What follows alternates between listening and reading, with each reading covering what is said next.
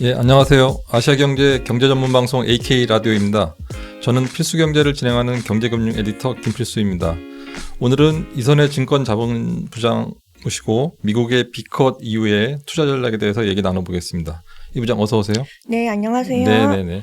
지난주 글로벌하게 시장의 화두가 B컷이었는데 저희는 흔히 쓰는 말이지만 B컷이 뭔지. 일단 B컷은 큰 폭으로 금리를 인하하는 것을 뜻하는데요. 대부분의 중앙은행이 0.25%포인트씩 금리를 조정하는데 이거는 그린스펀의 베이비 스텝 원칙을 따르는 거고요. 네. 가장 통상적인 기준금리 조정 방식이 바로 0.2%포인트 인상의 베이비 스텝이라고 합니다. 네. 그래서 한 번에 0.25%포인트보다 큰 폭으로 금리를 조정할 때 B컷이라고 하고 그래서 0.5%포인트 인상을 일컬을 때는 빅스텝, 네. 0.5%포인트 인하는 B컷, 그래서 0.75%로 가게 되면 그때는 자이언트 스텝, 1%포인트 인상으로 가면 울트라 스텝 이렇게 불리웁니다. 네네. 내릴 때는 컷, B컷, 예. 올릴 때는 스텝 이렇게 한다는 얘기죠. 네. 예, 이번에는 그럼 B컷을 한 거네요. 네네. 네네. 네, 연준이 그때 연방준비제도라고 하죠. 네. 패드라고 저희는 이제 부르긴 하는데 지난주에 그 베이비 컷이 아니라 B컷을 단행을 했어요. 네네. 그래서 지금까지 최근에 2022년 3월부터 보면 패드가 계속 기준금리를 0.25%씩 올렸거든요. 그렇죠. 그래서 빠른 속도로 금리를 인상을 해야 하는데 그래서 이번 B컷은 그 코로나19 저희 그 팬데믹 위기 대응을 위해서 금리를 그때 내리기 시작한 2020년 3월 이후 한 4년 반 만에 금리 인하가 이루어졌다고 볼 수 있습니다. 그렇죠. 그동안에 내린다 말만 많았다가 이제 실제 4년 반 만에 실행이 이루어진 거고. 네네. 그런데 이렇게 B컷을 하고 나니까 역설적으로 경기가 그만큼 너무 침체된 거 아니냐 이런 우려가 나왔잖아요. 네네. 그래서 그 연방공개시장위원회라고 하죠. 이 네. FOMC의 이 B컷이 2007년 9월과 좀 유사하다고 평가를 하고 있는데 네. 그때 금리를 인하하면서 이제 경기 침체가 진행됐는데요. 네. 그래서 그때랑 유사해서 지금 또 시장에서는 그 경기 침체를 좀 경계해야 한다 우려를 하고 있는데 그래서 자산 시장 폭락하는 건 아닌지 지금 현재 월가에서도 조금 의문은 쏟아지고 있어요. 네. 그래서 오히려 이 패드의 인하 결정이 좀 늦었다는 것을 입증하는 건 아닌지 이런 질문들이 좀 많은데요. 네. 근데 이 B컷에 대해서 그때 제롬 파월 패드 의장이 이렇게 멘트를 했었는데 그 고용 시장 둔화를 막기 위한 선제적 조치라고 답을 하면서 경기 침체에 대해선 징후가 없다고 일단 얘기는 했습니다. 네. 하지만 현재 시장은 그 말을 믿지 못하고 계속 확인을 하려고 하고 있습니다. 예. 그럼 아까 전문가들 의견이 좀 엇갈리고 있다고 했는데 네. B컷을 어떻게 바라봐야 하는지 전문가들 의견은 어떤가요? 우선 일단 B컷은 네네. 경제 둔화에 선제적으로 대응하기 위해서 단행한 것이고 이게 30개월 만에 어떤 피벗, 통화 정책 전환으로서 의미를 지닌다. 일단 이렇게 보는 게 맞고요. 현재 패드가 이제 단행한 게 인플레이션 둔화가 이어지고 있는 반면에 노동 시장이 좀 확인하기 쉽고 있으니까 네. B컷을 단행한 거고 파월 의장도 지금 인플레이션이 둔화하는데 이런 노동 시장의 추가 냉각을 막기 위해서는 선제 조치가 필요하다. 이래서 B컷을 취했다고 이렇게 이야기를 하고 있습니다. 이건 좀 긍정적인 의견이고요.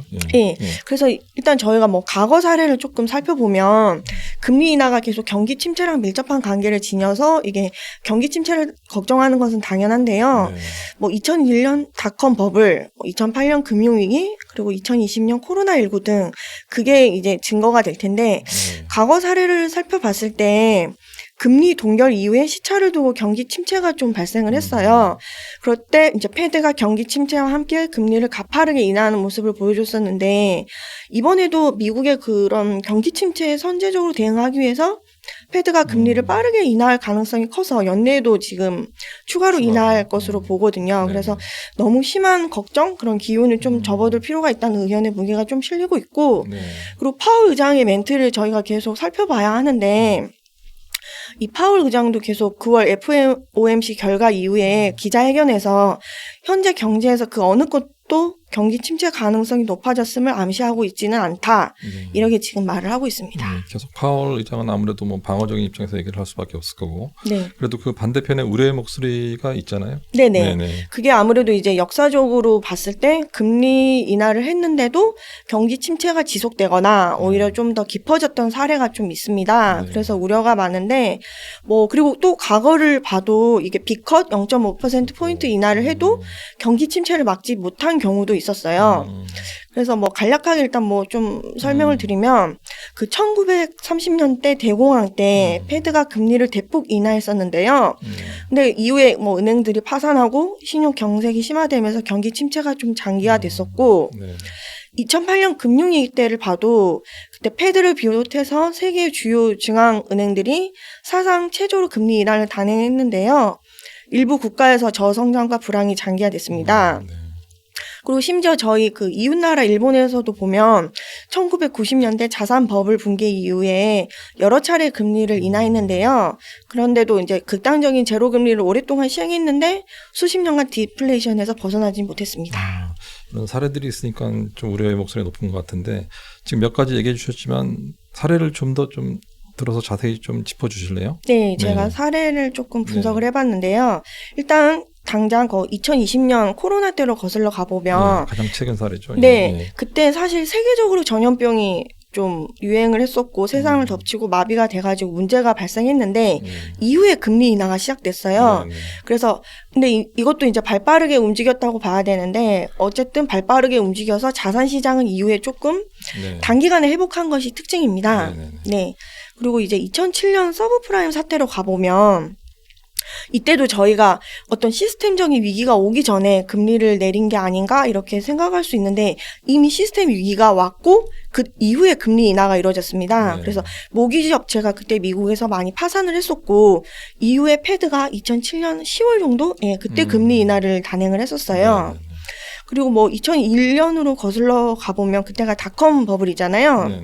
그래서 그때 시장이 한창 가열이 됐었고 그런 상황에서 패드가 금리를 올렸는데 그때 유동성이 좀 부족해졌고 그때 IT 기업 실적에 대한 좀 시장의 의구심이 이제 번지기 시작하면서 시장이 조금 붕괴가 됐었는데요.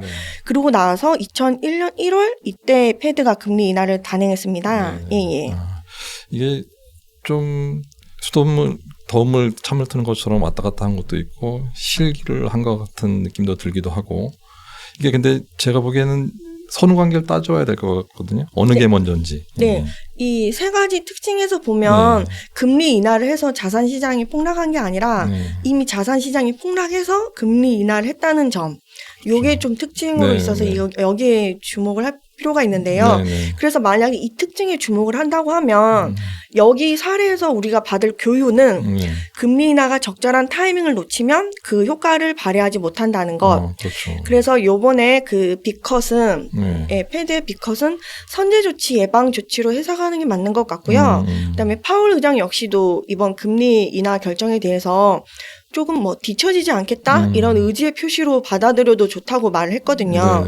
이 말은 좀 미국 경기 부양을 위해서 연착륙을 위해서 필요한 조치를 하고 연착륙을 달성하겠다 이런 의지를 보인 거고요. 그리고 이때 금리 그 인하 B컷 결정 이후에 그 투자자문사 본드블록스의 조앤 비앙코 투자 전략가가 이렇게 멘트를 했었는데 그 뒤처지지 않겠다는 패드의 의지가 미국의 경기 침체나 아니면 장기적인 경기 둔화를 피할 수 있게 할 것이고 그래서 우리는 2024년을 마친 후에 뒤돌아보면 기업 수익이 강세를 보인 한 해였다.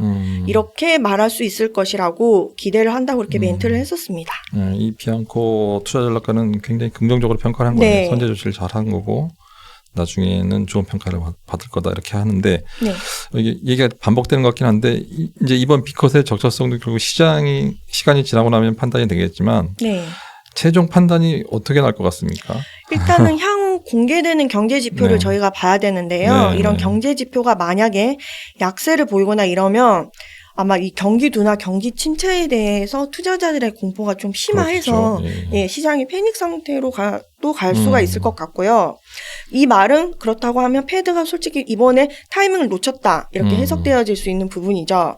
근데 사실 금리 인하나 뭐 금리 인상이나 이렇게 타이밍을 잡아내고 금리의 폭을 결정하고 이거는 솔직히 예술에 가까운 일 아니겠습니까? 그래서 패드가 금리 인하라는 이 골든 타이밍을 잡았는지 아닌지는 솔직히 조금 지켜봐야 됩니다. 네. 그래서 제대로 만약에 타이밍을 맞췄다면 경기 연착륙이 이루어지겠죠. 그렇죠. 근데 만약에 실패했다면 경기 침체를 받아들이고 실업률 증가를 받아들여야 되고 이렇게 할 것 같습니다. 네네. 고통의 순간이 오는 거군요. 그렇게 되면. 네.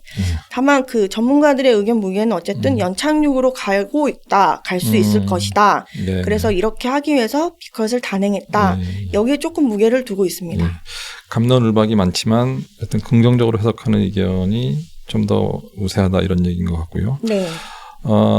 이제 저희가 오늘 이제 주력해서 알아볼 비컷 이후에 당연히 주식시장이 허질 텐데, 네. 비컷 이후에 주식시장 어떻게 될지 그거 좀 얘기해 주시죠. 네, 현재 그 투자자들 관심이 뭐 주식시장, 각종 금융시장에 미칠 영향으로 쏠리고 있는데, 네. 이번 비컷으로 뭐 지금 현재 미국은 조금 경기 연착륙 기조 이거에 대한 기대감이 있는 것 같아요. 네. 그래서 현재 다우 지수나 뭐 S&P 500 지수는 지금 화답하듯 랠리를 좀 이어가고 있습니다. 그렇죠. 예. 그래서 미국장, 미장이라고 하죠. 미장에 대해서는 긍정적인 시각이 조금 있어요. 그리고 또 패드가 연말까지 조금 금리 인하에 나설 가능성이 있기 때문에 현재 조금 주춤했던 이런 기술주, 나스닥에 포함되어 있던 이런 기술주 랠리가 다시 재차 상승 탄력을 받을 여지가 있어서요. 이게 뭐 왜 재차 상승 탄력을 받느냐? 이거는 추가 금리 인하 기대감이 네.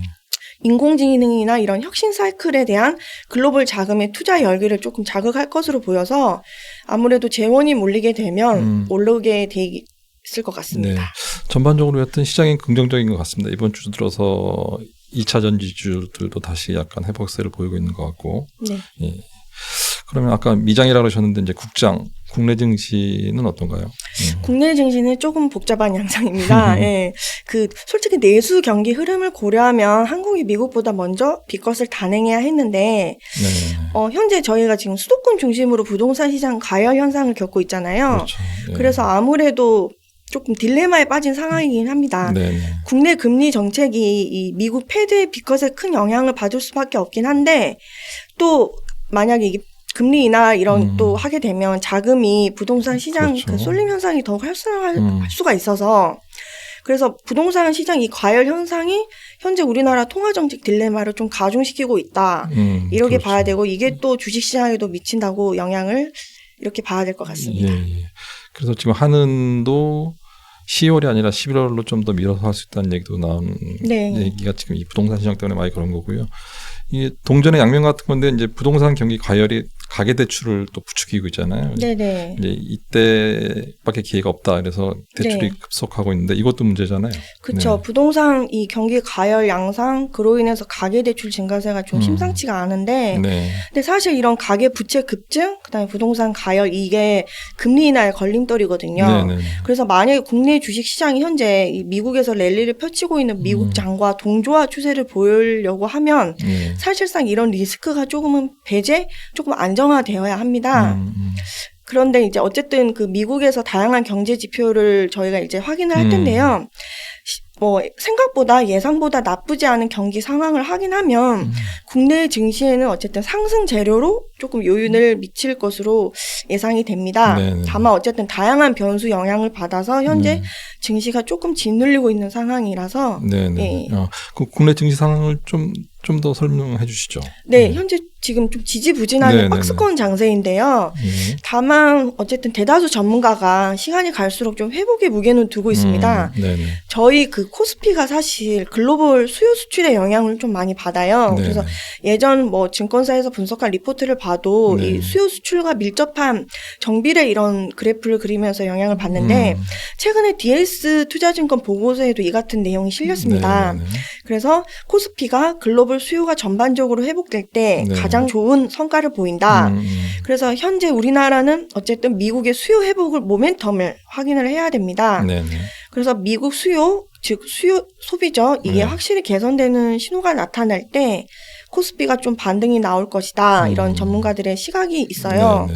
그래서 아무래도 금리 인하 효과를 확인하는 11월, 12월 정도 이렇게 예상을 하고 있고, 그다음에 저희가 또 미장 신고가 이후에 후행적으로 좀 코스피가 상승했던 패턴을 보이기도 했거든요. 그렇다고 하면 좀 11월, 12월 얘기가 좀 맞고요. 그리고 어쨌든 뭐 대신증권이나 이런 국내 증권사 대다수가 미국의 그 경기 연착륙을 기대하고 있기 때문에 연말로 갈수록 좀 대미 수출이 개선된다면 좀 코스피 호재가 되지 않을까 이렇게 예상을 하고 있습니다. 뭐 한국이 수출 국가다 보니까 아무래도 증시 주가도 수출에 많이 연동이 되는 것 같고 일부 전문가들은 수출 지표만 보고 주식 예측도 많이 하더라고요. 지금 말씀하신 게 지금 그 얘기 같고 이제 전반적인 시장을 봤는데 그럼 구체적으로 투자 전략을 어떻게 세워야 하는지 좀 말씀해 주시죠. 네, 뭐 가장 기본적인 좀 정석이긴 한데 고금리 일단 막차를 좀 타야 되고요. 예적금 이걸 타면서 좀 안정적인 포트폴리오를 구성해야 되는데 어쨌든 그 금리 인하에 저희가 가장 주목해야 될 것은 수시는 길게 여시는 짧게 이런 좀 기본 전략을 둬야 됩니다. 그래서 안전자산을 본인이 추구한다고 하면 금리가 좀 낮더라도 장기로 가져가고 반대로 좀 대출받는 상황이면 금리 인하 상황을 지켜보면서 단기로 좀 가져가고 뭐 이런 식으로 그러니까 뭐 예를 들면 3년 고정금리로 대출을 받으면 금리 인하기에는 계속 고정된 금리를 유지해야 되기 때문에 당장 자금을 마련해야 할 상황이라면 지금 조금 높더라도 1년 변동금리라든지 6개월 변동금리로 대출 전략을 가져가고 뭐 이런 식으로 조금 자산 전략을 짜고요. 투자적인 측면에서 얘기하자고 하면 고액 자산가라고 하면 금 투자를 좀 병행하는 것도 금 투자 병행하면서 안전자산 비중을 높이는 것도 좀 좋을 것 같습니다. 현재 그 역사상 최고점 수준까지 지금 금값이 도달했는데 너무 많이 올랐죠. 근데 금리 인하기를 맞춰서 좀 추가 상승할 가능성도 있고 어쨌든 안전자산 금에 대한 매력도는 지금 높아지고 있어요. 이 금값이 너무 올라서 금 돌 때 한돈하면 지금 50만 원 정도 한다고 그러더라고요. 그래서 되게 부담을 많이 느끼시던데 여하튼 그래도 안전자산 하면 금이기 때문에 이렇게 쏠림 현상이 좀 있는 것 같고 그 금리 변화에 제일 민감한 게 아무래도 채권이잖아요. 채권 쪽은 어떤가요? 아무래도 저희가 계속 이 시간에 채권 얘기를 많이 했었는데 금리와 반대 방향으로 가격이 움직이는 채권은 금리 인하기에 초입에 투자하기 좋은 상품이죠. 그리고 만약에 장기적으로 금리가 인하될 것으로 현재 보이니까 미국 장기채 아니면 뭐 장기채 관련 ETF 이런 게 조금 유망하고 그리고 자산운용사 뭐 한 채권 운용 본부장은 뭐 장기채는 금리가 1%만 내려도 두 자릿수 수익률을 올릴 수 있다 이렇게 멘트를 하기도 했습니다. 채권에 좀 관심을 가지셔야 될 것 같고요. 요전에 또 저희가 한번 다뤘었는데 리츠 투자도 많이 얘기하더라고요. 그 현재 그 부동산 투자 관련해가지고 사실 규제랑 세금 관련 이슈가 많잖아요. 그래서 뭐 직접 투자보다 리츠가 가장 조금 적합한 대상이 되지 않을까. 이게 리츠는 금리 인하에 따른 배당 수익 증대와 그다음에 주가 부진에 따른 가격 메리트도 있거든요. 그래서 앞으로 주가 상승한다고 하면 자본 차익도 솔직히 기대할 수 있습니다. 다만 좀 주의할 점은 이 리츠 선택을 할 때 리츠 내에서도 수익률 편차가 커질 수 있습니다. 그래서 사실 리츠 투자의 가장 좋은 시기는 조달 비용이 상승할 것이라는 우려가 해소되면서 향후 금리 인하 기대감이 정점을 찍는 금리 동결기? 김측 사이클 종료 시점이라고 하죠. 이때가 조금 좋은 시기라고 볼 수 있고요. 그리고 현재 저희가 지금 시장에서 경기 침체 우려가 아직은 남아 있잖아요. 그런 걸 고려한다고 하면 좀 경기 민감도가 낮고 수요가 견조한 부동산을 투자 대상으로 하거나 아니면 좀 배당 안정성 갖춘 종목으로 좀 선택지를 좁혀서 선택을 해서 투자하는 게 좋을 것 같습니다. 안정성 이런 걸 고려하고 부동산에 투자하기가 좀 부담스러운 분들은 부동산 간접 투자인 리츠 같은 데 관심을 가지셔도 될 것 같습니다. 오늘 뭐 이 부장 오늘도 말씀 잘 들었습니다. 미국의 빅컷은 말 그대로 빅 이벤트인데요. 당연히 재테크 투자 환경에 많은 영향을 줄 거고요. 오늘은 저희가 간단하게 큰 그림만 짚어봤는데 향후 미국의 금리 인하 등 동향을 좀 더 예의주시하시고 앞으로도 재테크 전략 잘 세우시길 바라겠습니다. 감사합니다. 다음 주에 또 뵙겠습니다.